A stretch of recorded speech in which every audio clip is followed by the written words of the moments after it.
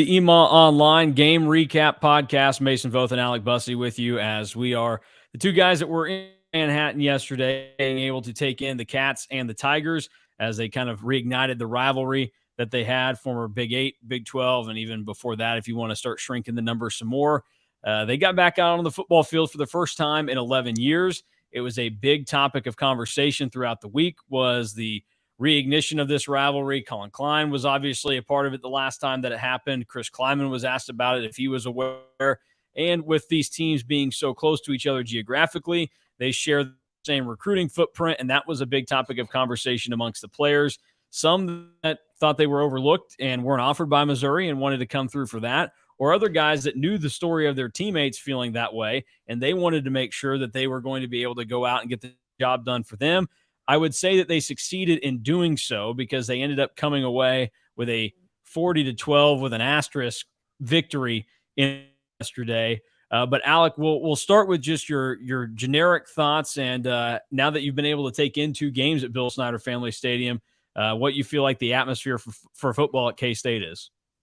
Yeah, I mean, I can't imagine that you can ask for a better start for a Kansas State defense this year. I mean, essentially going, I think the lead I used in that story that I wrote yesterday after the game was they've gone 119 minutes and 59 seconds without allowing a touchdown. So essentially they've gone 2 games, and they would have gone 2 games if it wasn't for Eli Drinkwitz calling a timeout with 1 or 2 seconds left, and then that free play down at the end. So it's a great start for the defense. I've been really impressed with what the back half of the defense has done. I thought Kobe Savage has had 2 really good games. I think that Julius Brents has had 2 incredible games, both at the safety position.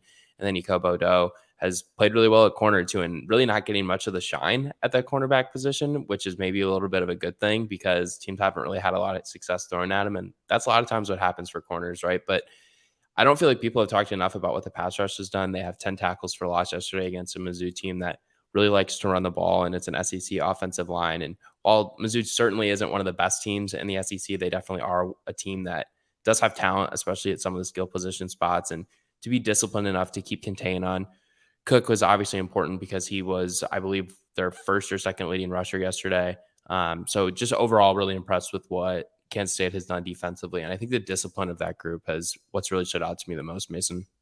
Well, when you think about the defensive line and really not getting their shine for anything, it's tough for that position typically. If they're not getting sacks, a lot of people just kind of turn a blind eye to it and don't think much of it. But they're just as active as everybody else on the defense has been flying to the football, which has probably been the number one thing that has stood out through the first 2 games of the year, is that you have, Kobe Savage in week 1 made a name for himself immediately, but everybody else seemed to be around the ball. Josh Hayes finally got to play yesterday, and he stepped up. He played the most snaps out of anybody on the defense, and immediately you felt his presence. Then they were obviously able to kind of swarm to the ball itself with the 4 straight interceptions. But back to the defensive line, we had a play where Eli Huggins looked like he was the primary defender of running back Elijah Young, where he caught the dump off immediately, and Elijah Huggins was on top of him. Like, he was there ready to get him. It was a pretty impressive play. And after the game, he went on to say that, hey, I didn't really have an assignment there. I just was looking to make a play and found him and fell on top of him. So the defense has been impressive. They've been all over the place, and we'll dive a little bit deeper into them coming up here in a little bit. Also, the offense is able to come away with a lot of points in the first 2 games. The problem with it is that it has not looked maybe the prettiest at times. It has left a few things to be desired. And then there is the process of the kicking game has not been there. Penalties have been big killers early on. But what are your overall thoughts of the offense after yesterday's game? Yeah, I don't know if this is maybe me just being a little bit too lenient with what we've seen out of the passing attack in the first 2 weeks, but I just feel like Kansas State really hasn't been in a position where they've had to throw the ball. And if you're not in a position to have to throw the ball, why throw it? And I think Adrian Martinez has less than 160 combined passing yards in Kansas State's first 2 games. He has 1 passing touchdown. Is that right? Did he have one against South Dakota? I don't remember exactly. No, I don't think he has a single touchdown pass this year, which, I guess if you can get Adrian Martinez through the year winning games with no touchdown passes and no interceptions, you probably would take that because he hasn't turned the ball over, which is probably the biggest stat. And that's more concerning to him and the coaches, I think, than the touchdown numbers. Yeah, no, I agree with you. And I think you look at that South Dakota game, and it was one of those situations where they were up big going into halftime, and they ended up winning that game 34-0. Like, you're just not going to throw the ball in the second half. There's not really a huge reason to throw the ball in the second half. you're only going to open yourself up for potentially injuries, and obviously all those negative things that come with doing unnecessary things, prolonging a game, interceptions, pick sixes that could lead to South Dakota making that a game in the second half last week. And then against Mizzou, they didn't really have to throw the ball either because they were up a couple scores for most of the second half. And also, it was terrible weather conditions. Like Coach Klieman said after the game, it's one of those things where if you're not having to throw the ball a ton, like why throw the ball? I just think it's one of those things where they haven't been forced to throw the ball. And I don't think they're going to be forced to throw the ball next week against Tulane. Like I haven't dove into Tulane's success defensively in the first 2 weeks, but I wouldn't expect Tulane to provide much resistance to Kansas State's offense just based off of pure talent differential between the two programs. So we might not see Kansas State throw the ball until they play that first Big 12 game against Oklahoma. Well, that would scare me if we got to that point. I would like for them. I understand the first 2 weeks why it hasn't necessarily happened, and I will give Chris Kleiman's approach a little bit more thought of, hey, I'm not going to panic too much about it right now because his words yesterday were, I'm not going to do any complaining over a 40-12 victory, and that is fair. That makes 100% sense to me. Tulane, through their first 2 games, they have beaten UMass 42-10. UMass notably worse than Kansas over the last however many years. Shout out to the Jayhawks, 2-0 to start the season. And then Alcorn State yesterday, 52-0. The Green Wave wearing their all blues were able to get the victory. Those uniforms are phenomenal, by the way. Those light powder blue uniforms. Yeah, those uniforms are great. I love them. And they got the Green Wave logo on the helmet. Those are some of the best uniforms in college football. I'm all about them. Now, I will point this out, and I agree with it. My former co-host that I used to work with in Wichita, he does like to point out that it's weird that the Green Wave is always wearing blue and that their best-looking uniforms are blue. But, I get it to some extent. And the other part of this, I looked at the weather forecast. Still days out from Saturday. It's not looking great because isolated thunderstorms are what the 10-day forecast says. Mason, you didn't tell me it was going to be like this when I moved out here. I didn't expect this to be tropical rainforest type weather for game days. Well, we go through like 3 months where it doesn't rain at all, and then it ends up where we just get it all in one day or one weekend and call it good. So we'll see. This is what the weather is described as right now for Saturday. 91 degrees, isolated thunderstorms in the morning, then skies turning partly cloudy late, high of 91, winds 10 to 20 miles an hour. Chance of rain 30%. So we'll see. I guess the scarier part about that is yesterday it was just telling us that we were going to have rain, and we got some of the thunder and lightning as a result of that. It's a little bit more concerning when it's just like, hey, thunderstorms, because then that means even rain, which is, what's the point of having a thunderstorm if you're not going to get rain with it? But if we're going to have any more delays. So hopefully the weather stays away, or you're able to get a little bit of time where Adrian Martinez can actually throw the ball and you feel like either the score or the weather isn't dictating just to run it or play it safe, because that has been the way things have gone. I thought maybe they would push it a little bit more in week 1. I get you don't want to wreck Adrian Martinez's confidence, because I do think if he had gone out and turned the ball over against South Dakota, then things in the back of his head start to turn a little bit more, and that would worry you. But overall, I would like to see them start to give a few more shots. Adrian Martinez there. But we'll dive a little bit deeper into the offense, because I think they've done some really good things. I think that there have been some not so great things that have gone on there. Overall, though, defensively, we mentioned the thoughts from that. They have had a dominant start to the season, and it's tough to name just one guy that has done it. Obviously, Kobe Savage's name is going to get thrown out there a lot because of week 1. The fact that he came away with an interception yesterday against Missouri he read that play perfectly and kind of baited Brady Cook into throwing that ball right into his hands. It was one of those that if he had not picked it off, it's probably going for a big touchdown for Missouri, and the game maybe starts to change a little bit. But he's probably one guy that stands out, but everybody just flies to the football. Who's a guy that outside of Kobe Savage has stood out to you defensively to start the season? I'll take a bit of a cop-out answer here and take Sincere Mason. He's got obviously the 2 interceptions. I thought his interception, it was the 4th one that Mizzou threw, I believe. No, 3rd one that Mizzou threw yesterday. I thought that was a great play on the ball. It was a late read on the ball where he kind of explained it yesterday after the game, where he didn't have an opportunity to really flip his hips and get a good look at it. And by the time he got his hands up to make a play to catch the football, it looked like it was, basically in his face mask. And obviously, that was a huge play, because I think Kansas State went after that and ended up getting points on the field goal attempt. So I think Sincere Mason's been a positive, and especially coming off of an injury at the end of last season, it's good to see him kind of contribute and play with confidence. I think is a key thing. A lot of times you see these guys come back from serious injuries that force them to miss a few games at the end of the seasons or force them to miss an entire season altogether, and they struggle or they don't look like they're just pulling the trigger and going to play football. So I think it's a really good thing to see Sincere Mason just play quick, play fast, and you see those things, and it should be confidence boosting for the rest of the defensive back unit because he's got 2 picks. Like you said, Kobe Savage has had a few. I've been impressed with Julius Brents at cornerback.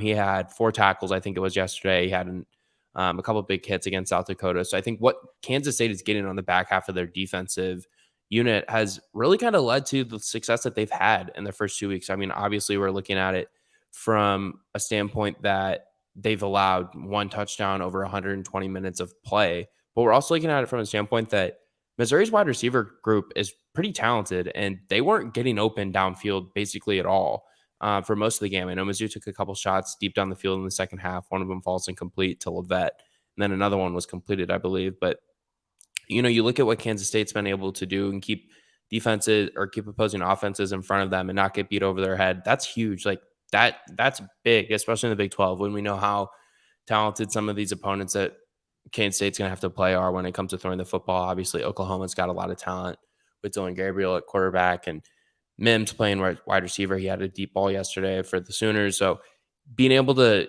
kind of build confidence early in the season, I think is huge for a Kansas State secondary that had to replace a lot of key contributors from last season. Well, and Missouri's wide receivers, a lot was made of them going into the game because they do have a talented pool there. They've got guys that on paper everybody should believe in and should think highly of. Well, that really didn't end up being the case because Luther Burden was the main concern, and he was anything but a burden on K-State's He had defense 9 total yesterday. yards.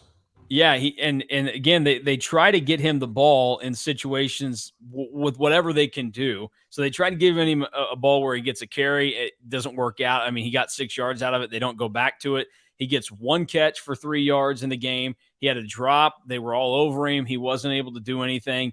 And in addition to all of that, you mentioned Julius Brents. So he's been great in coverage this year, which this is something that as you kind of get, more well-versed with K-State, up on last year, Julius Brents was always in position, it seemed like, to make a play. But for some reason, whether it was his fault or it was just kind of the random nature of how football works out, the ball always seemed to go right past him or something weird happened where it took a bounce and it ended up into the hands of the opposing receiver. And so it seemed like Julius Brents was getting torched left and right. And so this was a big year for a guy that some people think has potential to be a corner in the NFL to actually come through and prove it. And through the first 2 weeks, he has done so because he's locked down guys that he's been on. And in addition to that, it's been the fact that whether it's a guy that has caught a pass or a guy that's running with the ball, he has seemed like he has stepped up to be kind of that last line of defense for him to fly across the field and make a play, and not just make the play, but make it with quite a bit of force because he's come in there pretty hard. We can talk all we want about some of the different things that this defense does well. The most impressive thing to me is that every one of these guys is hitting hard, but they are still making the tackle for the most part, which has been a giant hole in K-State's defense over the last however many years, and really a problem that everybody in college football deals with now is not actually making tackles. Yeah, I want to comment real quick on what you were saying about Brents. And maybe this is just something that I've noticed in my brief time here. Obviously, it's we're entering our third week here, second or third week here, right? And with Brents, I've been really impressed with how big he is. Like yesterday was the first time I had an opportunity to see him in person and be able to interview him.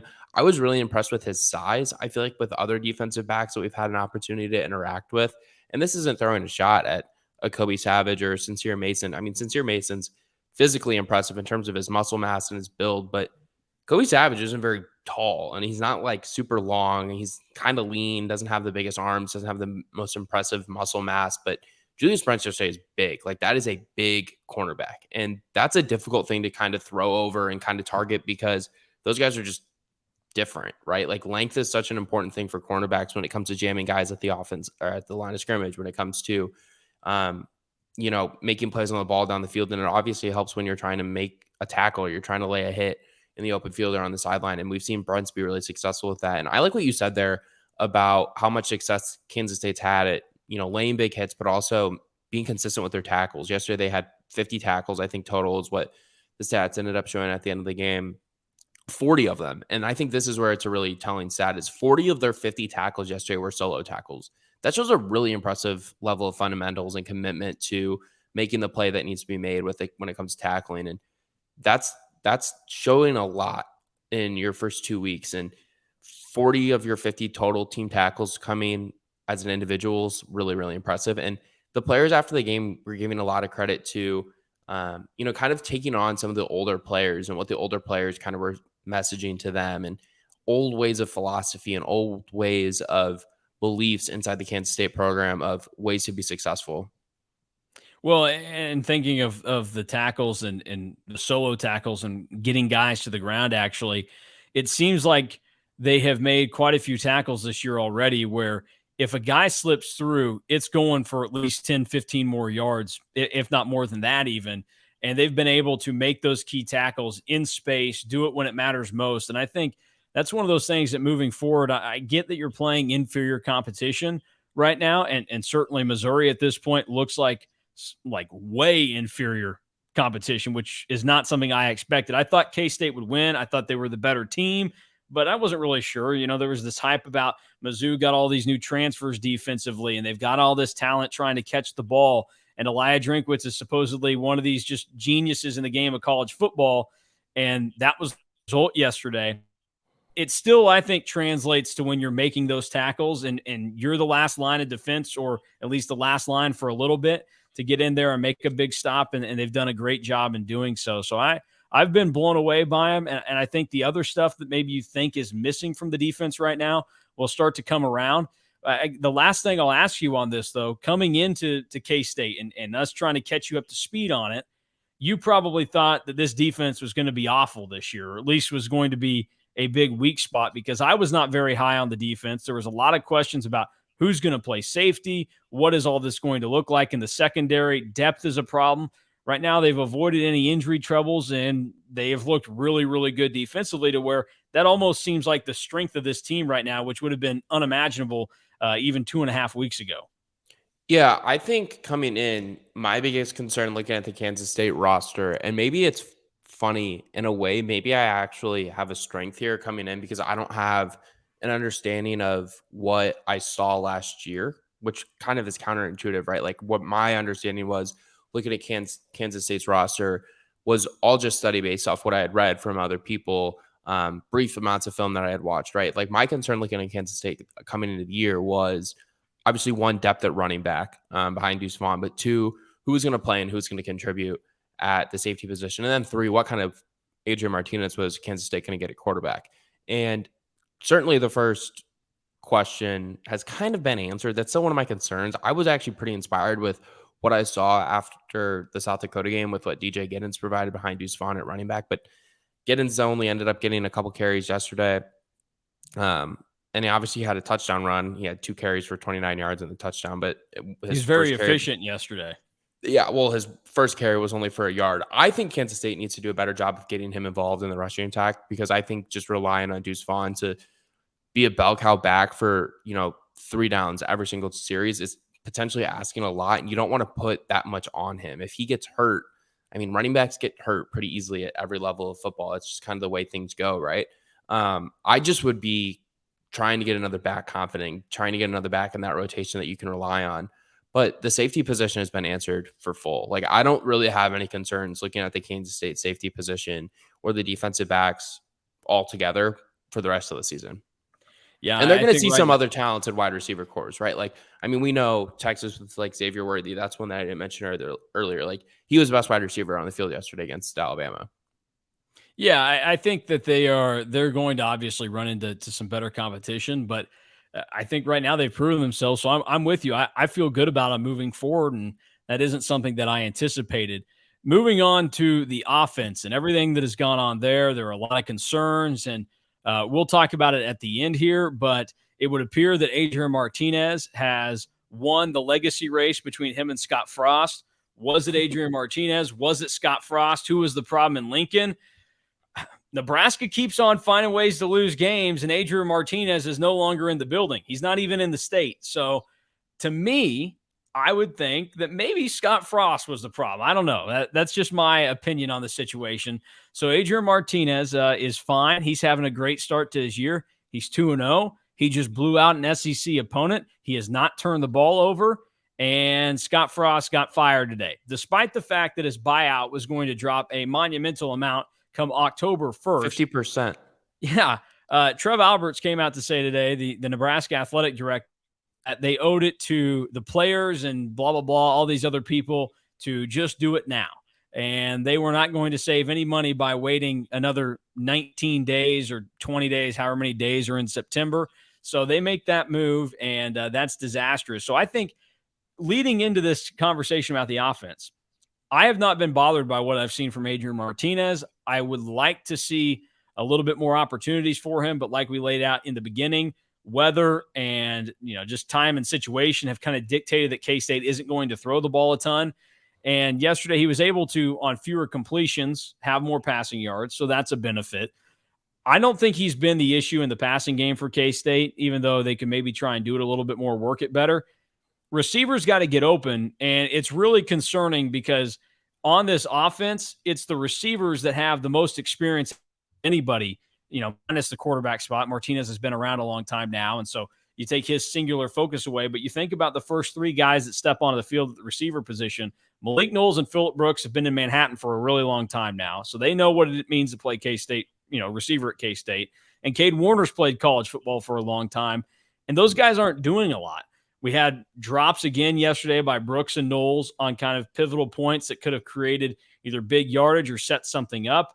And they just haven't been able to work themselves in a position to make a big play yet. Now, maybe that's coming. I don't know. But through the first 2 weeks of the season, I'm not concerned about Adrian Martinez. He needs his receivers to step up a little bit more and help him out. Yeah, I think that the receiver position can be a bit of a concern at this point, but I would also say that I thought Brooks played pretty well yesterday. I think he had 5 or 6 targets.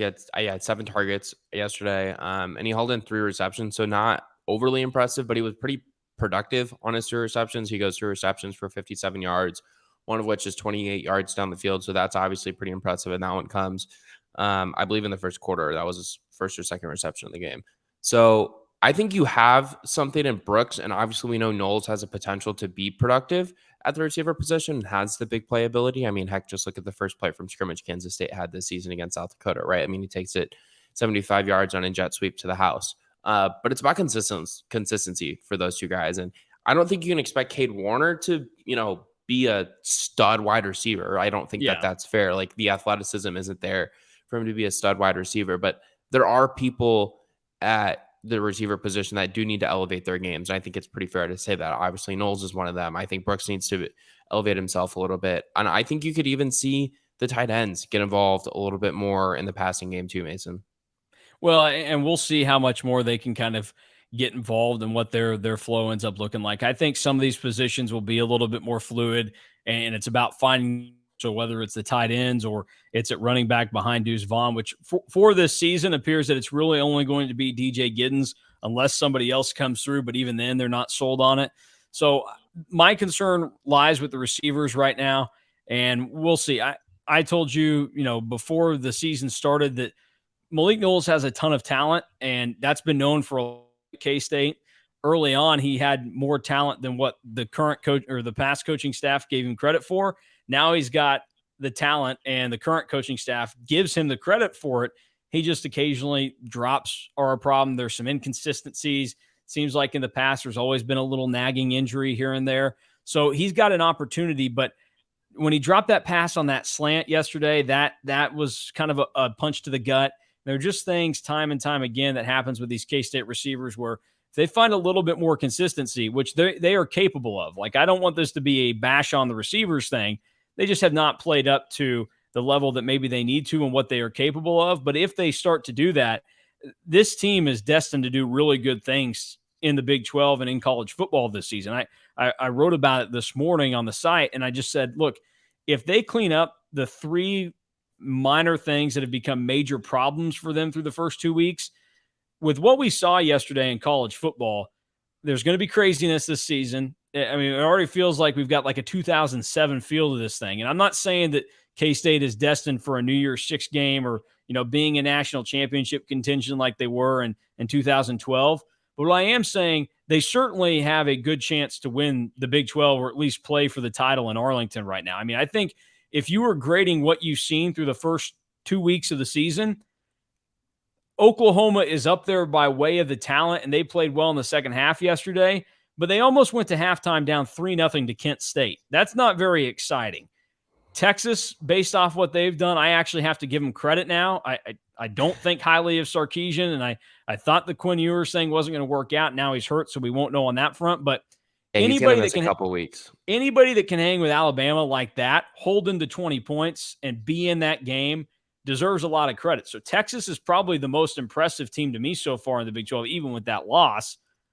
Oklahoma State, maybe, but that defense is not looking great early on in the season. So there's some flaws everywhere else. But K-State is one of these teams that's in this position. So if these receivers can kind of just take over here and step up a little bit, be a little bit more consistent, bust another player or two each game, K-State is going to be in a much better position than they already are to kind of compete in this league. I feel like we're starting to get an understanding of where things are in the Big 12 a little bit more. And that's saying a lot, I feel like, because coming into the year, I think everyone kind of struggled to predict really like 1 through 10 in the conference. Like, I don't think anyone had the same order of teams. I mean, you saw some people with Oklahoma winning the league. You saw a lot of people pick Kansas State to win the league. You obviously saw people pick Baylor. There's a few people that picked Texas. And obviously some had West Virginia in the top half, and they are now locked into dead last, it would appear.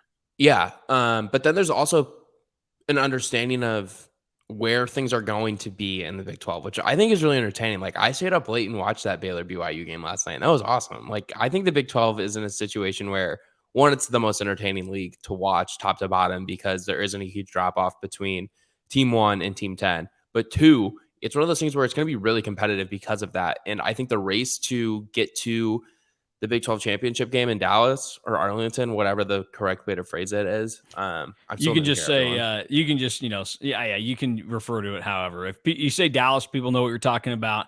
Jerry World. I've been to Arlington long enough, and as a Cowboys fan, I'm politically correct when I say Arlington. But yeah, you can, whatever term you want to use to refer to that palace down there, you can go for it.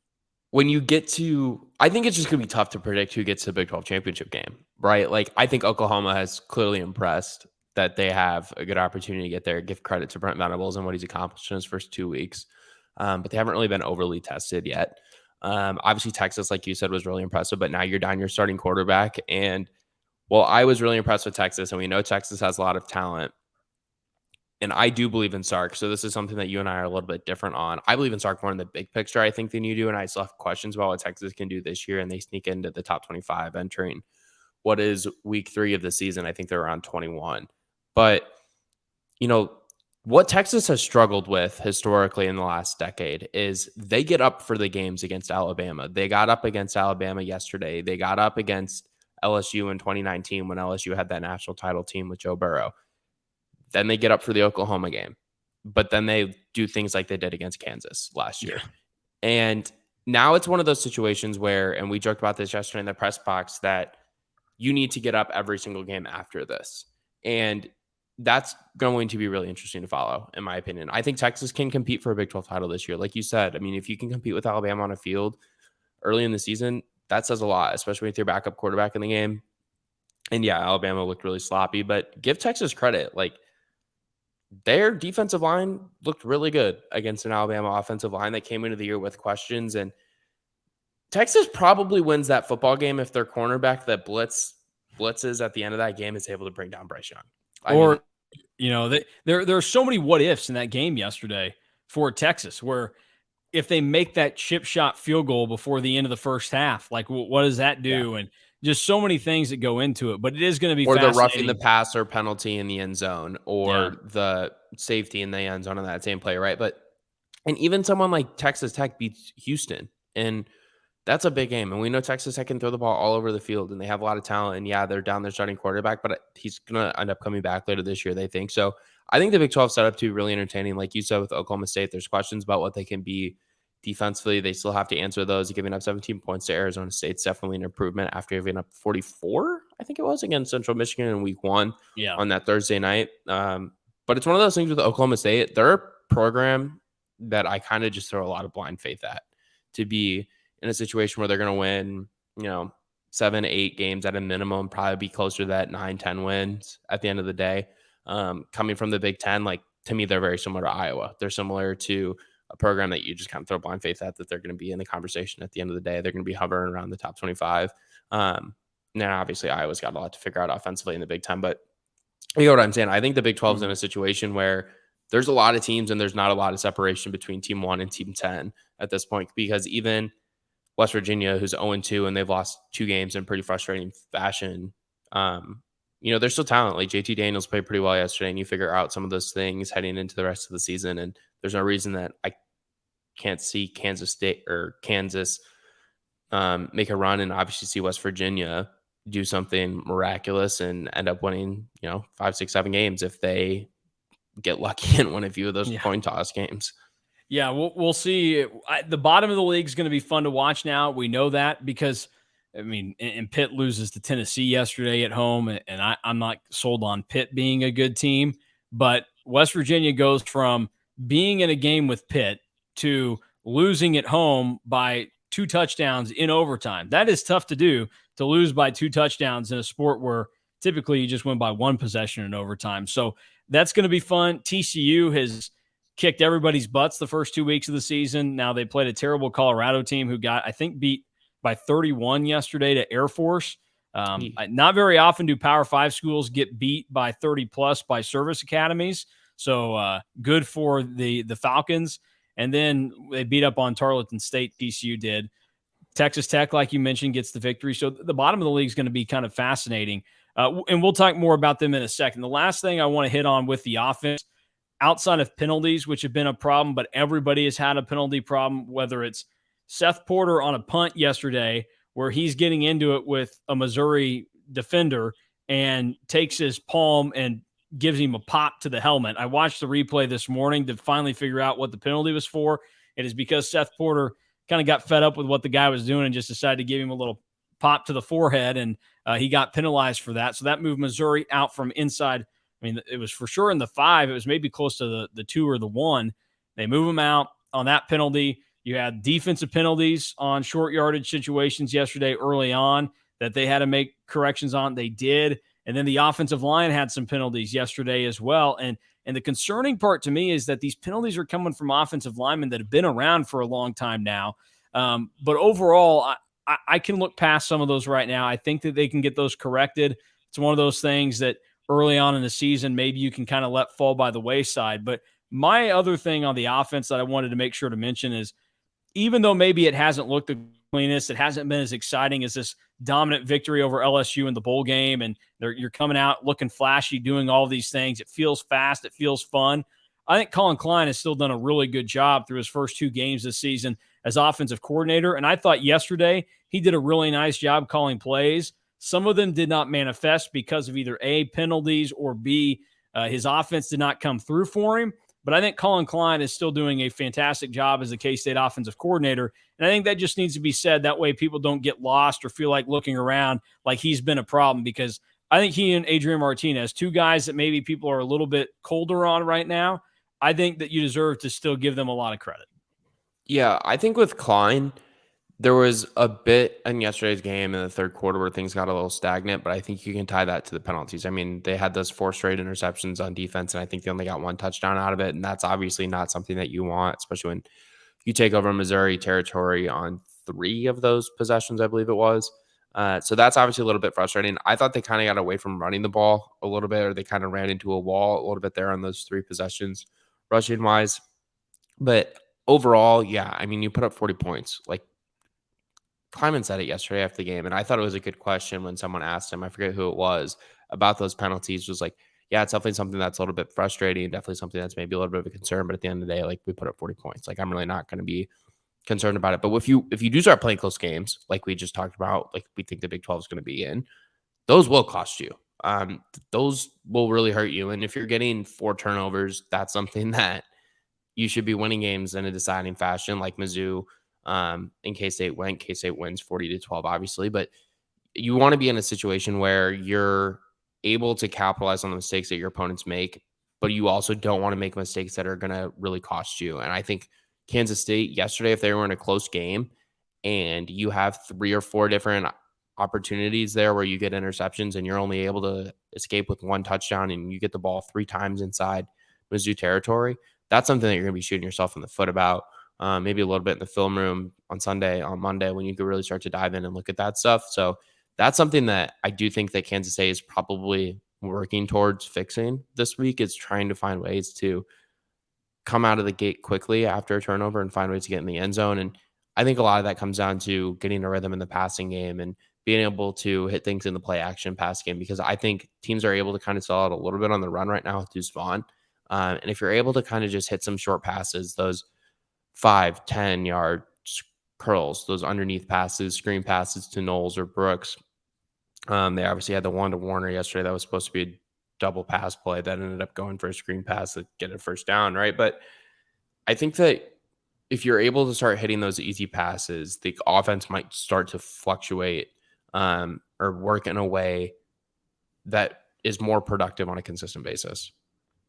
Well, and thinking about then, some of the way that the offense is going to work and the troubles yesterday with some of the problems that came up, I guess let's focus and talk about real quick the kicking game. Chris Tennant again yesterday misses a PAT and a field goal. Continues to be a problem, and it's not ever a good thing when your head coach in 2 straight games has to address the kicking situation and say, hey, we believe in him. We're going to keep giving him chances, which has been the situation with Chris Klieman and Chris Tennant. What is the solution moving forward for K-State? Is it to keep giving him chances and cross your fingers that he's going to be able to get it figured out? Because the leg is there, the accuracy has been absent, and the guy behind him, Ty Zentner, is a phenomenal guy on kickoffs and punts, but his kicking record at Butler Community College was not very good either. So we'll see what the solution ends up being here. Yeah, I think special teams obviously has had impressive plays in the first 2 weeks when you think about a punt return for a touchdown like Brooks had, but then there's also concerning aspects of it when you look at the fact that, Tennant's missed a few kicks. He misses a PAT, I believe, yesterday, or a PAT against South Dakota. So that's obviously a bit concerning. Mm-hmm. He's just 50% on the year. He's 80% on extra points. So that's obviously concerning as well. But you don't need your college kickers to be nailing kicks that are 45 yards or longer. Like for me, if I'm a college coach, if I'm a college football fan, I'm looking for my kickers to find success in the areas of 35 to 40 yards and in. Like be close to automatic on your opportunities inside 30 yards, inside 35 yards, where if I try you out there for a 33-yard field goal, I know you're going to make it. Yeah, that's the big thing. It's all about being consistent in the moments where you're supposed to make them. Like yesterday, for Texas to have a kicker, you want him to be able to go out there and be able to convert when they were inside like the 15-yard line. And that was a bad snap. It was. You want everybody to be good and consistent there. I mean, thinking that's a really good point. Thinking today about the Bengals and the Steelers game and how that ended up working out and everything, like they had to put in a backup long snapper and they ended up having the extra point that would have won them the game get blocked because he had it in the air a little bit longer. It threw everything off. So everybody on special teams has to stay consistent. So I guess we'll see how that goes. And that's the one thing that kicking has been bad for K-State to start this year, but special teams everywhere else has been perfect. They haven't been burnt by anybody when they've had to defend on special teams. And then they already have 2 touchdowns on special teams this year with a blocked punt and then a punt return. So they have done a good job there, as they always do. And we'll see. Looking at what he's done this year, I mean, numbers wise, I have it in front of me here. He hasn't attempted to kick inside of 20 yards this season. He hasn't attempted to kick inside 30 yards. On kicks between 30 and 39 yards, he's 2 of 3. He missed one of them against Mizzou. Didn't have any attempts against South Dakota. He has 1 miss on kicks greater than 40 yards, and that was against South Dakota. And then he's missed 1 extra point. So if you kind of go back to what I was talking about a second ago, he's missed 1 kick of the kicks that you really want him to make. I said you kind of want your guys to be pretty accurate, be consistent inside 40 yards. If you're missing kicks over 40 yards, I'm not going to be overly concerned with the college kicker. Obviously, you need to be making extra points, but I think yesterday was one of those situations too where, and not to keep blaming the weather for a poor passing attack that was yesterday. And Coach Klieman did the same thing, and he kind of said the same excuse for the kicking game. He doesn't. It was a tough environment to kick a football in. It's a tough environment to throw the ball in when it's really wet, especially when you're kicking and it's slippery and you can't get a good plant. Like, you don't really know what happened on that play.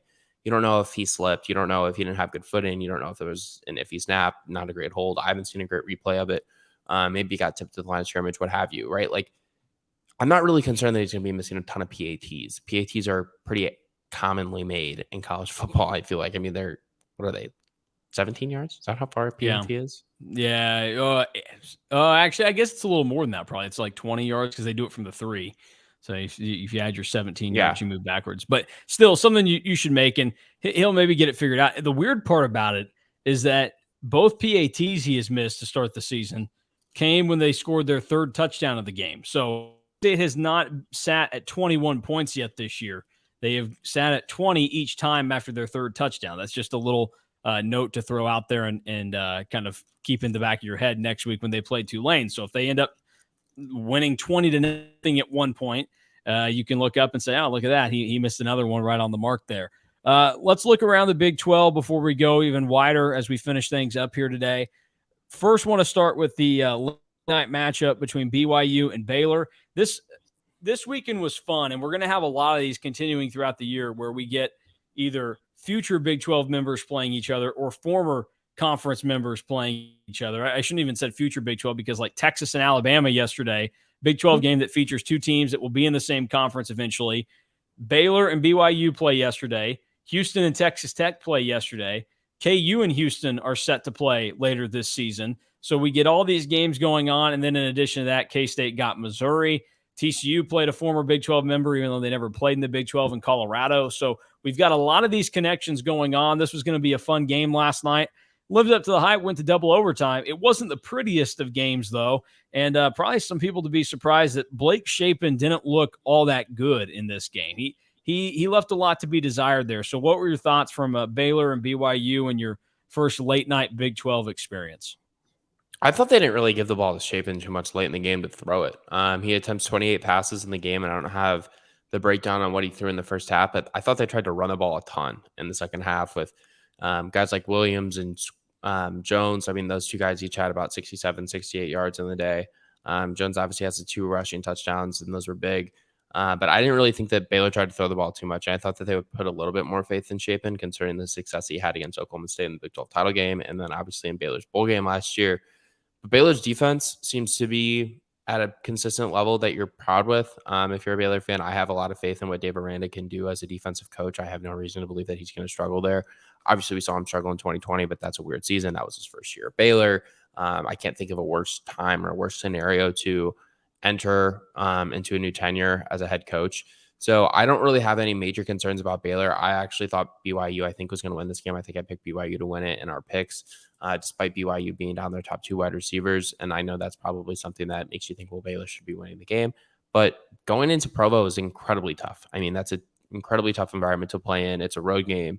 BYU is a good team. They're obviously going to be ranked. I think BYU a 3-point favorite, or was Baylor the 3-point favorite? No, BYU was the favorite, which kind of surprised. I thought Baylor would go out and win, but so I mean, like, I thought that BYU was going to win that game. Like, Vegas lines, I think, are more telling, especially early in the year, than the rankings that we give to teams in this industry. So I wasn't shocked that BYU won that game, to be honest with you. Well, and another game that comes down to college kickers, because Baylor and BYU both missed field goals in overtime. BYU also missed a field goal towards the end of regulation with 8 seconds left. So it's not just K-State that has a kicking problem right now. It is a lot of these teams throughout the country that just can't kick the football at this point. Other games of the Big 12 yesterday, Texas, we talked about a little bit ago. They were impressive in what they did against Alabama. I don't know how many teams in the history of the AP poll have lost a game and been unranked and then been in the top 25, the rankings after that, but that is what Texas has done. Their loss against Alabama got them more street cred than what a blowout victory against Prairie View A&M could have done if they had played them this past week. So good for the Horns there. ultimately, I don't know what it means in the grand scheme of things, because I like what you said earlier. They get up for these big games. 2019 LSU, they were in it. It was fun. Notre Dame, we all know the Joe Tessitore, Texas is back, folks moment. Great, whatever. Oklahoma every year, even if they've got a 5-17, they seem to compete. But it's those little games that they overlook from time to time. It seems like they're just not the most detail-oriented team in the country, and that's bit them in the past. So I don't know what this means long-term for Texas. I do know in this moment, though, that I think Texas proved they are a talented football team, and they can step up and hang with about anybody in the country now when you prove what you can do against Alabama. Yeah, I'll say this about Texas too. I do think they need Quinn Ewers to be healthy to be really successful. And yeah, Hudson Card was impressive yesterday, 14 of 22 for about 155-ish yards.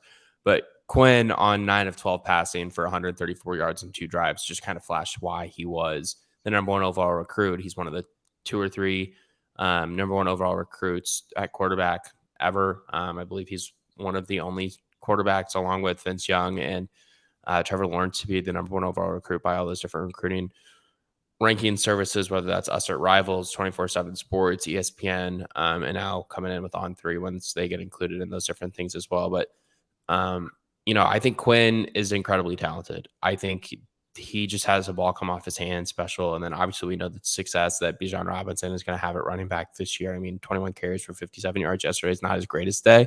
But we also know how good Alabama's defensive front is with guys like Will Anderson. And then we also know how good Texas's wide receiver core is, highlighted by a guy like Xavier Worthy. And there are concerns about the Texas offensive line, but I thought they were actually pretty okay yesterday. Obviously, they allowed a couple big plays, a couple big sacks late in the game. Obviously, Will Anderson gets a big one to push Texas out of field goal range there at the end. But, I've been pretty impressed with what Texas has done in the first 2 weeks. And I know a lot of people like to see Texas struggle and they like to keep putting up the horns down. But I think it would be very fun to do. Do you want to give your first horns down in K-State country yet? Or I will not, because I am actually someone who would like to see Texas get back to being a level of at least competitive on a consistent basis. I think it makes college football incredibly more entertaining when Texas is good. And I'm one of those people that wants to diversify some of the talent that is at the top of college football. You and Gabe have come into this not wanting to make friends. Gabe keeps picking KU he might have KU in the national championship this coming week now. He was the only one of us, though, to pick KU this week to at least cover against West Virginia, and they won. He even said that KU was not going to finish in dead last in the Big 12 this year, and they get that first win. That's a good spot, I guess. But you guys, we got Texas and KU fans left and right. I wouldn't call myself a Texas fan. I'm just saying that I think it would be good for college football if they got away from this whole hovering around mediocrity of winning whatever, like 5 to 8 games a year. Like, your Texas football, you should be winning 9, 10, 11 games a year. And that would be more entertaining for the entire brand in a sport that you and I both obviously love a ton. And then I would imagine a ton of our listeners enjoy watching a lot as well. So you're a college football fan more than anything. That's what you want the people to know. Yeah, exactly. And I want an entertaining product, and for it to be the most entertaining product, there needs to be some way to diversify the talent, because Alabama, Georgia, and Ohio State are hoarding way too much of it right now. Other exciting college football games yesterday. And speaking of kicking problems, there were 3 missed field goals in the game between Houston and Texas Tech, but they go to double overtime. Texas Tech, they beat Houston last year and they stormed the field against the Cougars. Just kind of a weird thing to do, but I guess they love to party out in Lubbock. They get the win as Donovan Smith threw the ball 58 times yesterday, 3 of which ended up as interceptions, but it was enough to get the job done as Texas Tech somehow found a way to beat Houston. Houston has now played a total of 5 overtimes in the first 2 weeks of the college football season after they won in triple overtime against UTSA to start the year. Then they lose in double OT to Texas Tech yesterday. The Joey McGuire era has gotten off to a good start. Although, again, I don't know what to make of it just because I don't know what to think of the competition that Texas Tech has played so far. Obviously, some people thought that Houston was a good enough team, but after yesterday's result, I don't know what direction to go there. So I think really what this signals and what a lot of these results end up coming about from is that specifically Lance Leipold and Joey McGuire right now, 2 of the newer coaches in the conference, they seem to have a lot of support and love from their players. They're going to go out and fight hard and find ways to get the job done. And both of those teams did that yesterday. So that's the one thing that I would monitor with Texas Tech. There is talent there, even though they aren't a very good team. And those guys want to play really, really hard. So whoever gets Tech in Kansas this year, you have to be ready and you have to be able to kind of step up to the moment. Yeah, and if you're playing Tech, you better be ready to defend against a pretty diverse wide receiver core that includes Ty Brooks and or Taj Brooks, excuse me, and Donovan Smith. Those two guys are actually pretty talented, and with how much Texas Tech throws the ball, like you said, throwing it 58 times yesterday for 351 yards, you're gonna have to defend, and your secondary better be pretty ready. And I would just like to give a lot of credit to what Lance Leipold's done. I mean, Kansas has been the biggest laughingstock of Power 5 football for the last decade, and for him to come in and they only won 2 games last year, but you get a win against Texas, which is obviously huge, and that's one that I think we can all laugh at. But it's one of those things too where he's just made them competitive in a greater nature of things, and that's huge for Kansas, right? Like, I don't think Kansas football fans expect to play like they did in 2007. I don't think they expect Mark Mangino era kind of success on a consistent basis, but just look like you belong on a college football field with other Power 5 opponents if you're Kansas. Like, they don't even expect a bowl game every year, I don't think. And I'm obviously not super plugged into the Kansas football fan base, but neither are they. No, just look competitive. Just look like you belong on the same field. And give Lance Leipold a lot of credit. He's done that with Kansas in a very short amount of time. Yeah, no, he has, and you could see that last year, even though they still weren't great. He at least was doing some things to. This gets used a lot. It's a cliche and everything, but he really was trying to change a culture there. And getting to speak with him at Big 12 Media Days and Travis Goff, their athletic director as well, there is a different feel around KU, and they at least have made competent hires. Because you said at least try to be competitive. They just needed to try and be competent, and they have done that now with these two guys. And look, the K-State alum in me does not like to hear that. The K-State people listening to this don't like to hear that because it is fun to have your rival be the laughing stock of college football. And it's been fun to not have lost a game to them since Bill Snyder came back. The only, losses to KU this, 15-year run or whatever have happened when Ron Prince was in the house. But it is going to make for at least an interesting watch with them. And they played well yesterday. I mean, they were able to do a lot of things. Jalen Daniels is raw as a quarterback, but he does a lot of good things too and makes plays for him. And they're going to fight hard with a lot of teams this year. After beating West Virginia yesterday, I think that there is probably another Big 12 win out there for them, and it's probably going to come against somebody that goes to Lawrence and just isn't awake, isn't ready to go. Oklahoma State could be that team this year where I know they're playing in Lawrence, and even though that offense is ready to score for Oklahoma State like we saw yesterday against Arizona State, the defense was better, but they showed some weaknesses against Central Michigan. So that's my call right now. I think Oklahoma State goes to Lawrence and loses the KU this year. That's my prediction right now, and that will be the biggest win under Lance Leipold that they have. So those are my thoughts on O State. The offense looks good, better than I expected. Spencer Sanders has been pretty consistent. I don't know about the defense yet. I'm not sold there, so they don't concern me a ton. Last team in the Big 12 we'll hit on before we get to the fun news of the day, and that is Scott Frost losing his job, now going to have to file for unemployment. His family no longer has a breadwinner in the family, so our thoughts and prayers should be with them as they try to go through this tough time of being, I don't know, probably poor. If I lost a job, I would be poor. I'm sure they're in the same boat. You don't get paid $14 million to get fired, though. Well, I just need to see it. Maybe I say something stupid and get fired and see what my buyout ends up being. See where that gets me. If you do that, let me know what it is. I might consider following you down that path if necessary. There we go. West Virginia. What are the thoughts now moving forward with the JT Daniels experiment? Neil Brown is in his 4th season there now. He and Chris Klieman were 2 of the 4 guys that were hired after the 2018 season in the Big 12. Matt Wells and Les Miles have both already been canned. But what is the direction of this looking like for Neil Brown and West Virginia? Because they seem to be in that same boat of having to explore, spending a lot of money to get a guy to not coach for him after this season.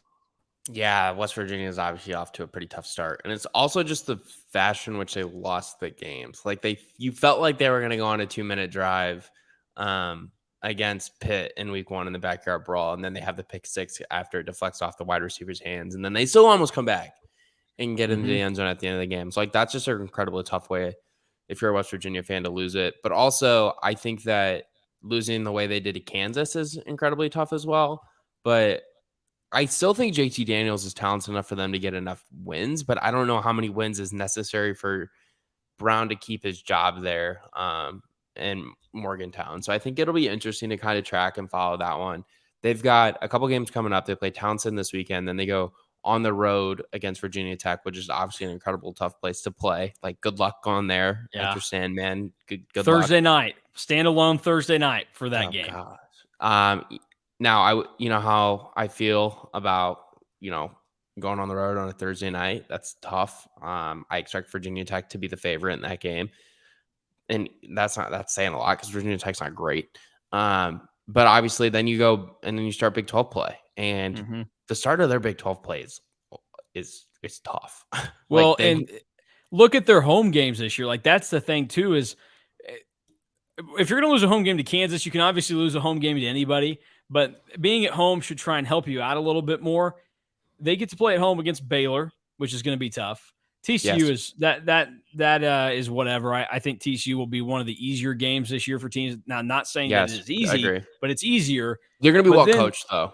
You're going to get to November, and you're going to get back-to-back weeks, Oklahoma and K-State at home. Those aren't going to be easy by any means. And then these road games, like you're pointing out, they are tough as well. And not just because of, like, every game in the Big 12 is tough now. I get how it's this not just because of the helmet. It's because of where they fall in the schedule. Like, they have to go to Texas, then you come home again, and then you play Baylor. So you're probably playing 2 of the top 3-4 teams in the conference in back-to-back weeks. And then you have to go back on the road to Lubbock, the farthest school west from them. So it's a tough travel. And that's just an incredibly tough team to have to play against because they are air raid and they throw the ball like 60 times a game. Yeah. JT Daniels, he has thrown 2 interceptions this year. He is 2 for 2 in crunch time, throwing pick sixes that cost his team the game. Now, one of them wasn't his fault, though. I know. I was going to get there and save him a little bit, but just to point it out there, Golden Boy JT Daniels has turned the ball over. It's just like the whole Casey Thompson thing in Nebraska. Like, I get it. Some of the picks in that Northwestern game were not his fault. He still threw interceptions, and look at where they ended up. So let's dive into it.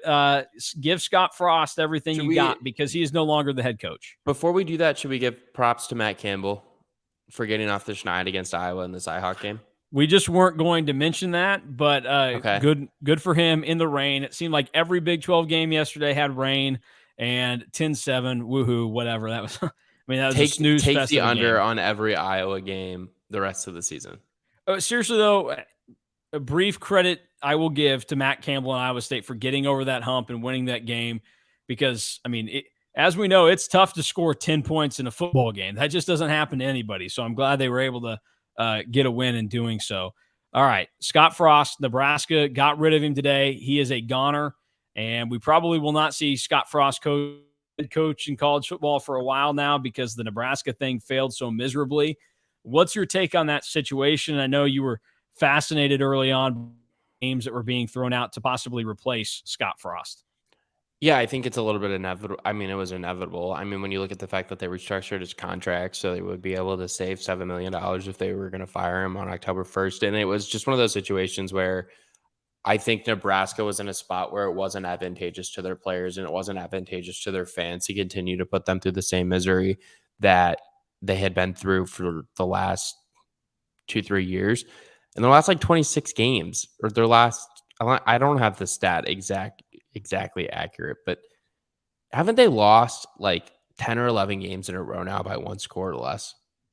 Yes. Of their last 10 or 11 straight losses have all been by 1 score or less. Isn't that true? Yeah, I think it's 11 straight losses have all been by a score or less. I'll have to go back through and we can recap them, but I know it is consecutive. That streak is still alive for them. I don't know the exact number at this point, but yesterday, just hilarious that you end up in a shootout at home with Georgia Southern of all teams. And I get it. Clay Helton's there. There is some talent, but you know the irony of this, don't you? What's that? Clay Helton got fired last year at USC after week 2. And fast forward Great point. 365 days or 52 weeks on a football calendar, and he's going to Nebraska in week 2. It's And like the theory, they always say that like when one life enters the world, one has to exit. Clay Helton, he was the life that exited last year, but then he was reborn again. Somebody else had to be chopped off in week 2, and it just so happened it got to be Scott Frost this year, and he was the deliverer of that punishment there. But again, shootout with Georgia Southern, not going to get things done. So Nebraska, they lost by 3 to Northwestern, 3 to Georgia Southern this year with a blowout win against North Dakota by 21 in between, even though they were tied at halftime in that game. And then if we go back to 2021, a 7-point loss to Iowa, a 7-point loss to Wisconsin, a 9-point loss to Ohio State. So not one score there, but single digits. A 5-point loss to Purdue, a 7-point loss to Minnesota, a 3-point loss to Michigan, a 3-point loss to Michigan State, a 7-point loss to Oklahoma, and an 8-point loss to Illinois that started their year. So shout out to your Illini. Then if you go back further than that into the 2020 season, a 7-point loss to Minnesota, a 6-point loss to Iowa, and then you have to go all the way back to Saturday, November 21st of 2020 when they lost 41-23 to that was Illinois. That was to Illinois to get their second loss that was outside of one score. That was back-to-back wins for Illinois, actually. I believe they had won at Rutgers the week prior, and a lot of people were saying, is Lovie Smith going to save his job for the second year in a row? No, it's just crazy the way that Nebraska has lost so many of these games in the same fashion over and over and over and over and over and over again. Like you almost feel bad for the fans. Okay, I kind of feel bad for the fans. Like Nebraska has very loyal, diehard fans that understand the sport. They're generally good people. Like they're known for cheering for the other team as they go into the tunnel at halftime. And they're just like I kind of feel bad for their fans that this is happening to them. No, that's all right. They get what they deserve. Here's some even more irony to throw into this situation. The narrative that kept being thrown out there by the Nebraska believers and some of the others is Scott Frost had a lot of things that he had to clean up with this program. He had to get Mike Riley's crap out of the program. He had to do this and that and this and that. Do you want to know which 2 seasons Scott Frost had the most wins in his career at Nebraska? Probably his first 2.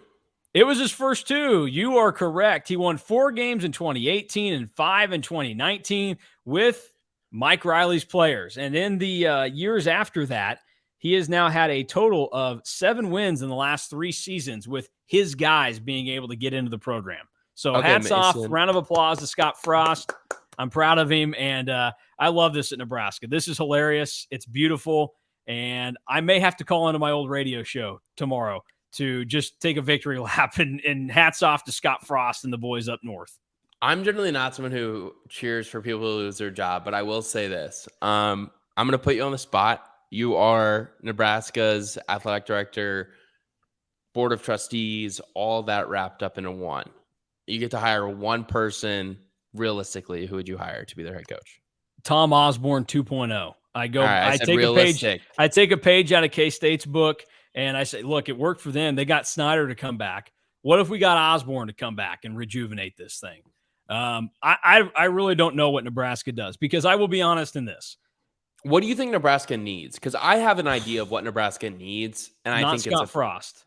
I think he came in there with a personality that isn't going to work in trying to rebuild a program. Because I think that there was a sense of entitlement there where he comes back as the golden boy of Nebraska football. He is here to save the day.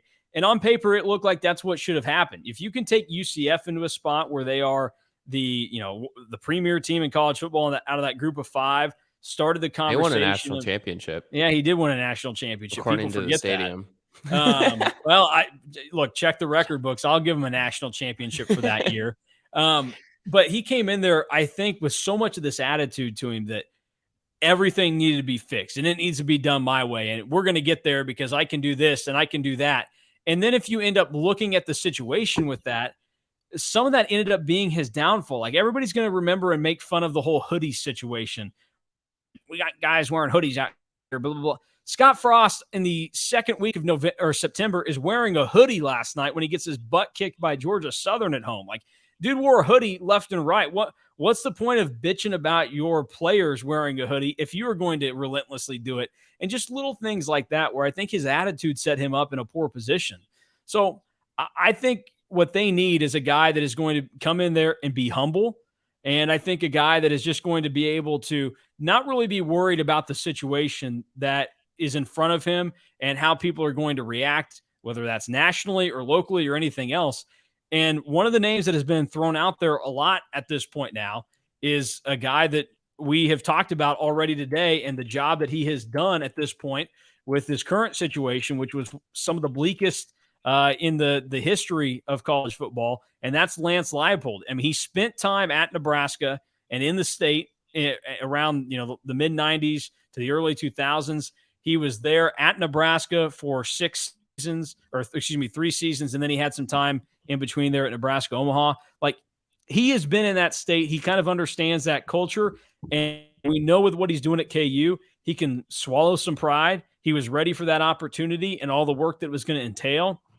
I genuinely think that is one of those things that it's not going to be the splashiest thing for Nebraska, but if they really want to be honest with themselves, like, Lance Leipold is a true guy that I think is going to be a reasonable candidate for them. And I will say this to the KU friends and people that I know that are genuine and nice people that I like, I would feel awful for you if you had to go through that, where in year 2, things start to look like they are finally going up. KU finally did the right thing in football, something they had not done in over a decade, and you end up getting that ripped away from you because Nebraska came calling. That would be a tough pill to swallow, but I really do think that would be something that Nebraska should consider, and a guy like that they need to look into, because it's time to put aside, and you also need somebody that can come in there that doesn't think that Nebraska is going to be what they were in the late 80s through the early 2000s, because that time has passed. Like, schools in the Midwest cannot expect to be that at this stage now. And that history that they have, it has zero cachet with anybody that's getting recruited right now. That's our age. I'm 24 years old, and I don't know anything about Nebraska being like a legitimate power in college football. So I guarantee you, kids that are 6 to 8 years younger than me that you're recruiting right now, they have zero idea of that situation. So I think Lance Leipold is actually a legitimate guy that they should look into. Okay, so I agree with you, but he obviously needs to win at Kansas this year for you to be able to do that. Like, if he wins 4 or 5 games. I don't even know that. I really, I think starting 2-0 and doing what they've done and the rectifying that he has done, I think you can look at that situation and say that he has done a genuine job there. I really think I agree with you. I mean, I just think you have a hard time. I expect him to win more now. Now that they beat West Virginia and how they played last night, I do think they win more. So I'm with you. They probably need to win 4 games this year. If you win 4 or 5 games, yeah. But I do think that they will do that, and I believe in that situation. I think that Nebraska needs something that isn't sexy. Like, I think Nebraska needs someone that is going to come in and understands what it means to be a head coach in a successful program and what it takes to have a successful football program from top to bottom. And whether that's a guy like Lance Leipold, who built Buffalo into a really successful MAC program in his time there, had a ton of success at Wisconsin Whitewater. I think he won like 5 or 6 national titles at that D3 level before going to Buffalo. Like, this guy knows how to win football games for whatever reason. And if your concern is that he hasn't done it at this level, that's a fine and fair concern. If I was a Nebraska fan, like, I would probably have that concern about Lance Leipold too. Illinois was rumored to be really interested in him too. I know that was a really regular concern from the Illinois fan base, was like, this guy, like, yeah, he won like 6 national titles at D3, but no, like, I mean, that's the exact same feeling that K-State fans have with Chris Klieman. Like, exactly, right? No, exactly. This guy, I mean, he was, with like an NAIA school, and then he ends up at North Dakota State and he wins national titles. Like, I don't know. But exactly. Honestly, the second Chris Klieman spoke, people jumped on board with him. And ever since then, he has proven to be the right hire. I mean, you can go back and look at those guys that were first head coaches at their school in 2019. He may be the best out of them right now. I mean, that's off the top of my head, but he's done a fantastic job there. And I think that is what KU has done, where Lance I mean, there was some skepticism by some people where more so those that weren't very informed, and they just thought, oh boy, KU already tried to hire a head coach from Buffalo and it didn't work out for him. Like, what are we doing here? But Lance Leipold, each time he has spoken, and then he has not only just spoken things into existence, like he actually goes out and does them. I do think that's something that Nebraska has to look for. So I'm with you. Go low key with this thing. Don't try and make a splashy hire because it doesn't always work out. You can get a splashy hire. Like, I think Matt Campbell would be a splashy hire for Nebraska. And I know Matt Campbell's name gets thrown around in these conversations all the time, and he probably doesn't like it, and he seems to really like his situation at Iowa State. And I respect that. I mean, we've all seen the video of him crying on the sidelines last year during senior day as he's hugging all of his players. Nice. Like, he clearly loves his job, and he clearly loves his situation there.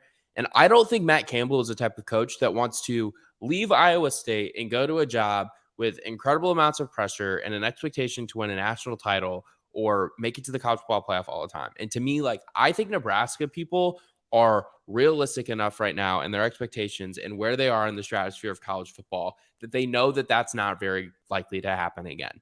And I think that Matt Campbell, if Nebraska can sway him away from Iowa State, would be a pretty good hire for Iowa or for Nebraska, excuse me, because those are kind of like similar landscapes of recruiting territory in terms of Iowa doesn't have a lot of players in its own state. Nebraska doesn't have a ton of players in its own state. They've got a few linemen here and there who will generate a few bits of talent at other positions across the field, but they're kind of similar in their general makeup.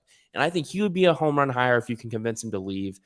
There's other guys. Like, they just need someone at Nebraska who is going to make it a program that is built the correct way and like understands how a college football program is supposed to be successful and the correct way to do things. And if Lance Leipold is that person for Nebraska, I won't be shocked because he clearly knows what he's doing. He's done things the right way in Lawrence. Like you said, it would be terrible for Kansas to lose him after just 2 years because that's just it's just wild to think of Kansas losing a coach to another school. Like, that just doesn't compute in your head because of how bad Kansas has been. Like, Lance Leipold makes sense. I mean, there's other names that have been tossed around out there. I mean, I've seen Pete Thamel of ESPN even throw out Klieman. And like that kind of makes sense. Like, I don't know enough about Klieman and the landscape of things here at Kansas State just yet. But from my impression, he seems to really like it here. And people who are connected to the program and former players seem to think he's ever leaving Kansas State on his own accord, meaning he's going to go to another job. Like, I don't know what Nebraska is going to end up doing. They've got an entire 10 weeks of a regular season to figure it out and a couple months after that. But they need something that is just stable, and they need something that is going to allow it to be built the correct way. Yeah, and I'll rip through this. So Klieman, Leipold, those guys have been thrown out a ton. I think half of the Big 12 coaches have now been thrown out for the Nebraska job, or people have suggested it wherever you may find it. So yeah, this is got a that list going for them. This is a list from Pete Thamel, and some of these names, in my personal opinion, don't make a ton of sense. Matt Campbell, we talked about why that would make sense. Mark Stoops, I don't think makes sense. I don't know why he would leave Kentucky to go to Nebraska. I know he's from Iowa, but what he's got rolling at Kentucky is incredible. He just became the winningest coach in Kentucky history last night when they beat Florida. Dave Aranda is interesting to me. I personally don't think he would leave Baylor for that, but maybe he does. Bill O'Brien. He went to the Saban School of Rehab. I mean, they just did the whole feature on game day yesterday. It's kind of interesting, right? There's a few other names on here. Jim Leonard, that's the defensive coordinator at Wisconsin. I consider him to be the head coach in waiting at Wisconsin, and I think that's kind of an industry consensus. PJ Fleck, I don't see him leaving Minnesota for Nebraska. Chris Klieman, he would not work. PJ Fleck would not work at Nebraska because PJ Fleck he's one of the most annoying people on the planet. Yeah. But PJ Fleck has an unbelievable way of making people believe in him when they are connected to the thing that they want to believe in. And he wins football games. Well, I don't think he would leave. I don't think he would leave Minnesota for Nebraska. A couple other names on here. Dave Doran at NC State kind of makes a lot of sense. I personally don't think he would leave NC State for it, but you want to get to a higher ceiling program, I could see it. Sam Pittman, he ain't leaving Arkansas for Yeah, Nebraska. he just is such a good fit down there. And I don't know why you would leave the SEC right now if you're one of those guys. Now, like if for whatever reason, and it's not going to be Clark Lee at Vanderbilt, but like if you were at a Vanderbilt, fine, whatever, get the heck out of there. But Pittman and Stoops, like I think they have good things going right now. And I also like I don't know that the Stoops thing would work at Nebraska. I think he's carved a really nice niche at a basketball school. I'm sorry to Mark Stoops for saying that because I know he doesn't like that. Coach Cal said it and it pissed him off. But I really do think that he's got a good thing going down there right now. So we'll see where it goes. I think some of these guys, I mean, money talks and the status of being the Nebraska coach, but you're going to find out if you're Nebraska in this coach hiring process what your job actually is in the eyes of people in college football, because they're going to be the ones that tell you if you're still kind of on this higher end of college football or if you're with everybody else. Because if you go down that list and you get to where you're, like say, for example, I don't think it would happen. If Lance Leipold was offered the Nebraska job, I think he takes it because that's kind of an out to a really tricky situation at KU that he's navigating very, very nicely.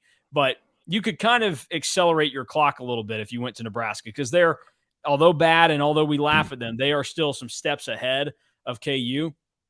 I think looking at this situation, like if you went down the list and say you got to, like you mentioned NC State, if you reach out there and the answer is no, we're good, that's a little bit of a slap in the face if you're Nebraska, and that gives you your wake up call on where you're at. So we'll see. I just think last thought here. I'll throw after you give this. Okay, I was gonna say real quick, they need to just do something that isn't a statement, but I also think the landscape of hiring a coach at this point in college football is really, really interesting.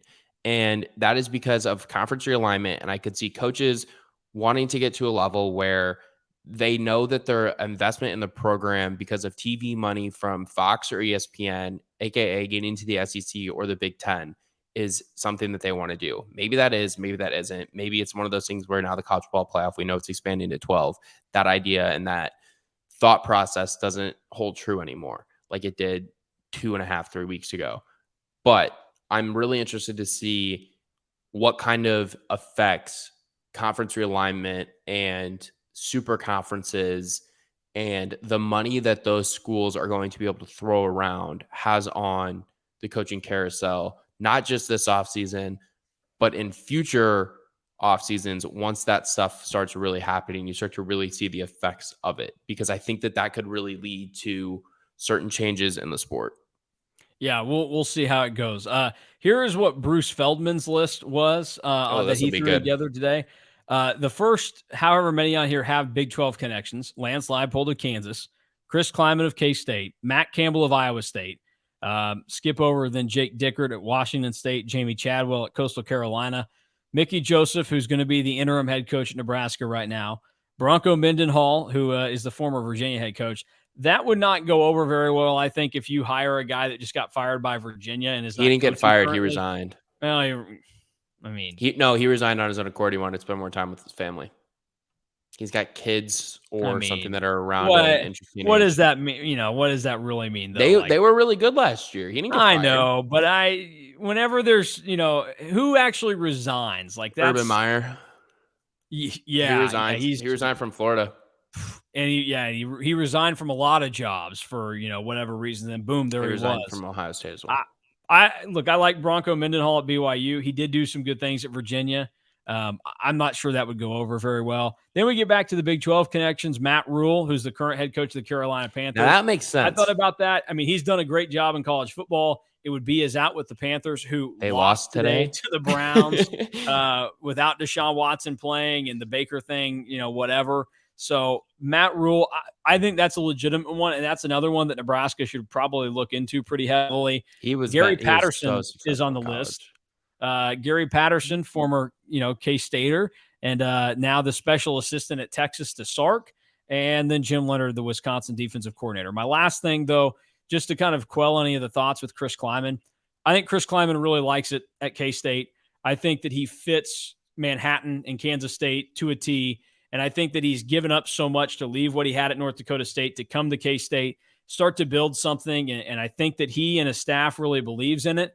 that I think if Nebraska came around, like, yeah, I think it'd have to be astronomical money that they're trying to give him and really sell something to him, because when you get to the spot that he is in right now, and it just has this feel around it that he's pretty comfortable where he's at, he feels good about what he can do here. And like we've talked about, there is no guarantee that Nebraska is a better job right now than K-State. I mean, ultimately, there's more that goes around there with fan base and support because it's the only ticket in town. I mean, here in Manhattan, people are worried about the Chiefs as well, and all over the state of Kansas. But there is a little bit extra there for Nebraska, and there's a little bit more that can go into some of that stuff.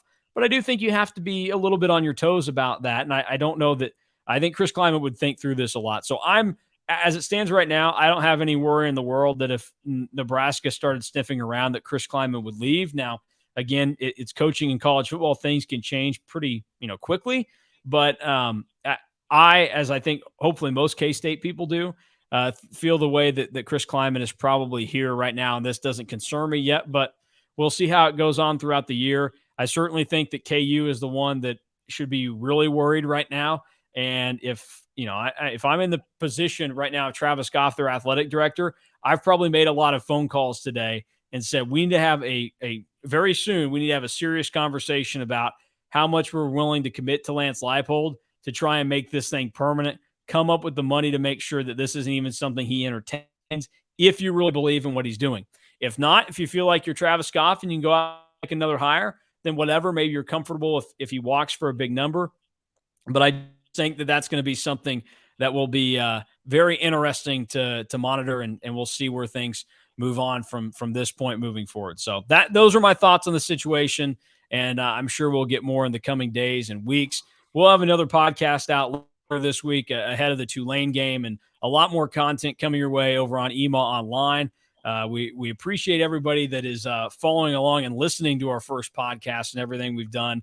And I don't know, maybe they'll be this long in the future. Maybe they'll be a little bit shorter. But we ended up going, I think, longer than I anticipated. But there's a lot to get to even in the first 2 weeks of college football. And I'll let Alec close it out by his thoughts on Manhattan and being around K-State for the first week and a half now. Yeah, first of all, thank you guys for listening. Like Mason said, we appreciate it. And thanks for subscribing and reading all the content on the website. That's awesome. Keep doing that and tell your friends about it. We want to continue to expand the website a little bit. But yeah, I'm really happy to be in Manhattan. I'm happy to be on the Kansas State beat. First job in the media space as a full-time opportunity. Graduated college in May. So this is an exciting first opportunity. Any food suggestions, not just in the Manhattan area, but the towns around it or in Big 12 country are very welcome. Mason and I are going to be traveling across the Big 12 here in coming weeks for football and basketball, a lot of times together. So send those over. We want to experience as many good food stops as we can along the way. So yeah, send those over. But anyway, thank you for listening to this episode of the podcast. We appreciate it. And we look forward to interacting with you guys on the message boards and continuing to push out content on the website. All right, that'll do it for us. We'll be back soon. Follow along with us on EMAW Online, whether that's through the Rival site, through Twitter, or both of us on Twitter or wherever else.